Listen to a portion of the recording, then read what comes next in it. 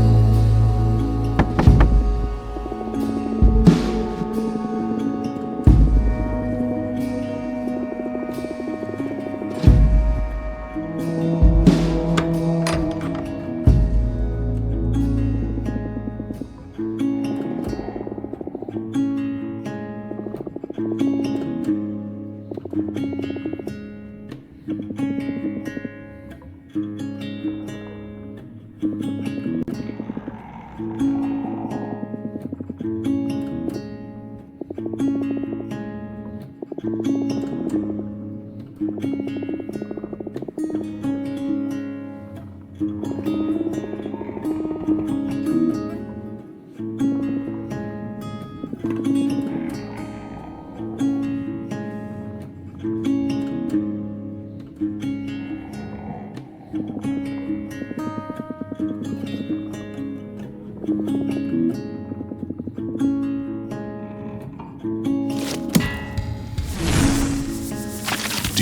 substance of kin, forsake the mortal hex.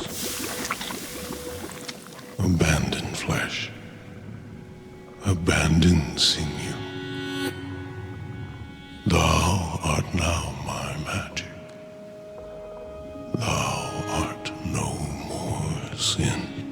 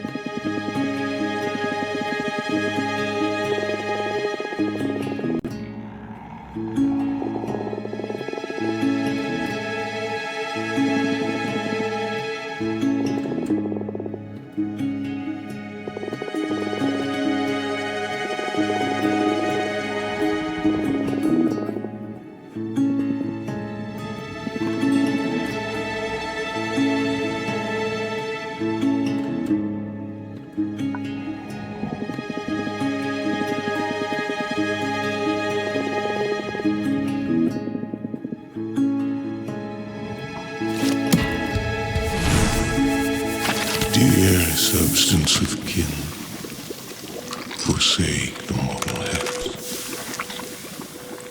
abandon flesh, abandon sinew. Thou art now my magic. Thou art no more sin.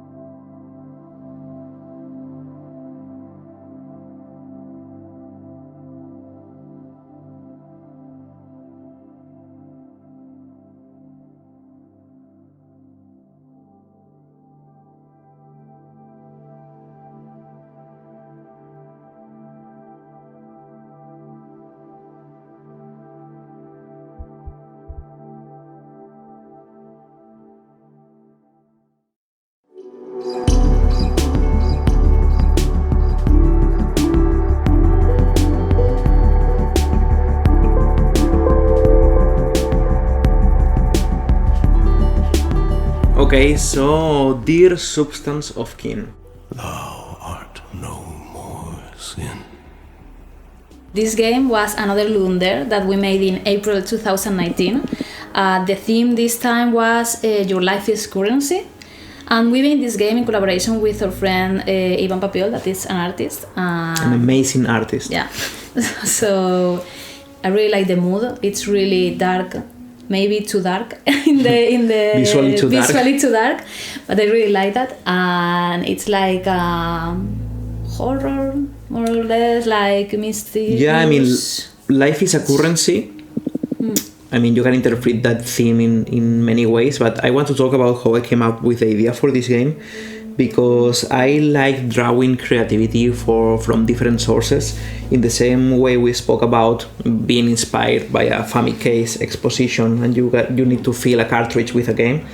In this case, I got up really early in the morning, put myself some eerie music, some ambient deep music, made some tea, and started listening to it. And I took out my tarot deck and started asking the cards what kind of game should I make. And I remember clearly drawing the devil, which in the deck I have it's a autumn forest full of brown leaves with a snake in the middle and stuff. And I was listening to the music and asking what kind of claim should I have, and drawing more cards to set about the themes and the world building. I did the world building through exploring my subconscious with tarot. I mean, it was like pretty experimental way of creating, but I'm pretty happy with what it came out of it. Because sometimes when we talk about this game, I feel like I didn't invent the universe of this game. It's like I discovered it and I draw things from it. There is another dimension in which I draw stuff from it and I just put it in there. This is stuff that has about the artisans and how they retain their immortality, and how the coppersmith doesn't want to know the names of the people, just wants to know their work or their job. They identify them by job. I mean, it has a lot of elements that they appear to come from a certain culture. Yeah. I mean, there is an article in Anite Games by Marta Trivi that analyzes the world building of this little game, and I think that only through that article I realized what I did. Like, wow, I was like just like toying around with a concept on a wall, but I kind of pulled off some really interesting world building with this. And the other thing I want to talk about that we've talked in other videos about using your own culture to create flavor. I mean, this game feels like it sets in a really different universe and stuff, but to me it's a twisted vision of what I have in my mind about Blasco Ibáñez and the book La Barraca, Cañas y Barro, all that stuff, but really, really dark.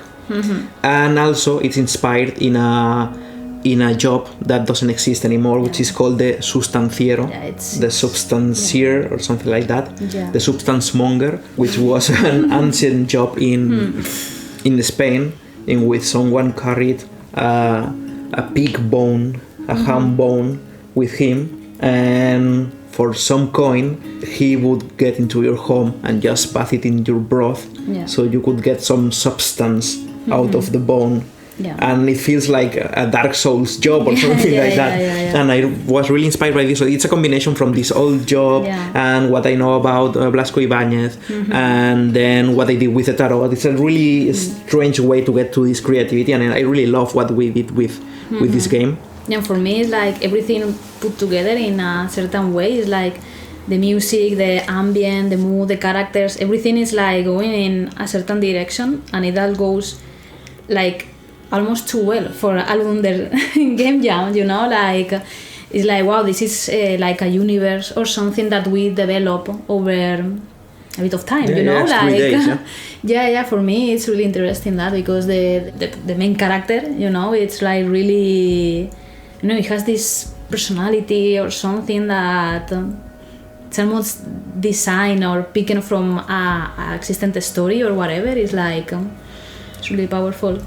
Yeah, I mean, I like what you say about all going towards the same direction, because I believe in the kind of scope we work with, this kind of indie developments we make. Chemistry is super important, and we work really well with Ivan, and I feel like what he did concept art-wise to develop the world of this game, and then the colors you set and the kind of animations and stuff for it, the palette, and then of course the music, in which I think we explore a bit further the concept of what we discovered with Eternal Home Floristry, which has a really interesting dynamic implementation of the music. Yeah, like for me this game is like really unique. I also think like we were talking in other videos about how we're all about mood, and then we focus on narrative, and I think this game is like the peak in which we combine both finally. And it's like for us that we focus so much on mood, now like we got this game that for me probably has like the best mood of all,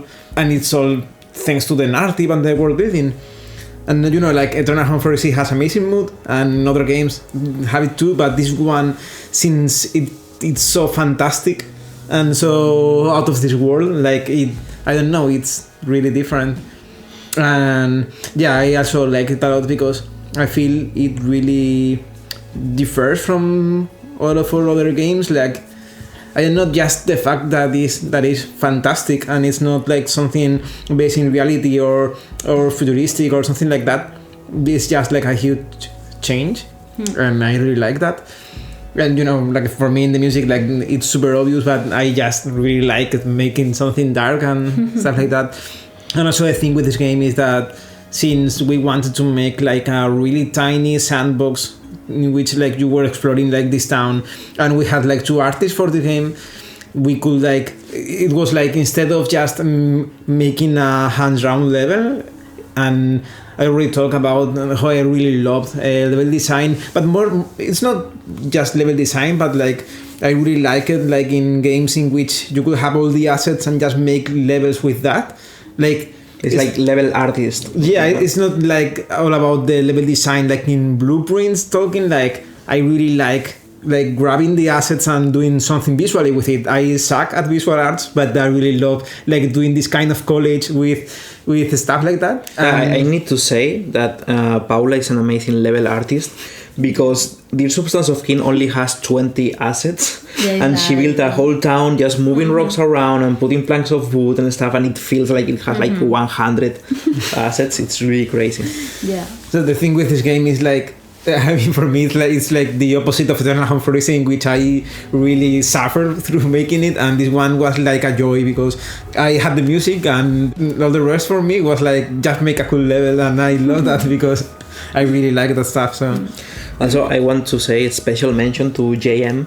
Yeah. He is responsible for the first bit ever of recorded voice or voice acting in our games, and he read out loud this beautiful poem. I remember meeting with him online on Discord just to direct this little piece of recording the poem, and the way he managed to pull out the dear substance of kin. Yeah, I love it. I mean, like it's so powerful. So powerful. Yeah. I love it. I wish we can work with him in the future, because I really want something that we are lacking still, that we haven't been able to explore properly, is voice acting and acting from proper actors in games, and I want to get into that in the future. I don't know when, because I think it's a bit out of our scope because in some part the language barrier and the budget for it and stuff, but it really adds to the mood. Yeah, it sucks because knowing how we work, I feel like if we ever do voice acting for a game, it will be a game design from the ground up to have voice acting,